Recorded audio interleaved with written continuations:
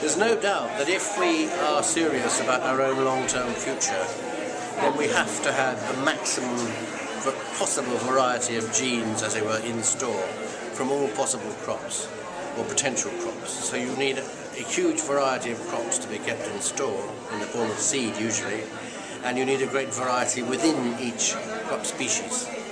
And the basic reason for that actually has to do with natural selection and the nature of change. Because it's clear that we all know that the climate's going to change radically over the next 100 years all over the world.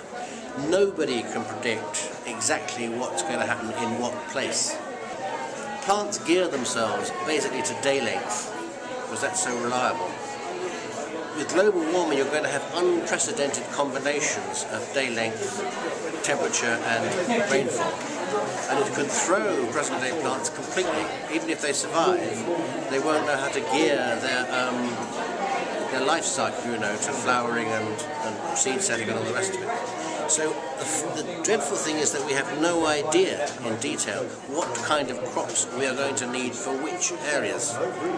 Oh, well, the trouble with GNOs, of course, is that you are immediately narrowing your base, because you have to tailor-make a crop to fill a particular niche. If you have no idea where the niches are going to be, what exactly they're going to be like, you could be, climbing up a gum tree. You've got to have variety in there. There's a whole vogue which is running, as it were, in parallel with GMOs, of planting crops which on the one hand are high performance, but on the other are genetically very, very varied. They might be phenotypically very uniform, but genetically very, very varied. So the crops between them are capable of withstanding very different conditions. You see what I mean? GMOs are the opposite of that.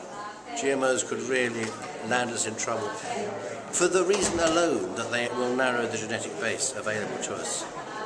So this movement of conserving as much seed as possible, which has been going on in one form or another, well, it's been going on in one form or another certainly since the 1920s, is absolutely vital. It's probably the most vital thing there is at the moment.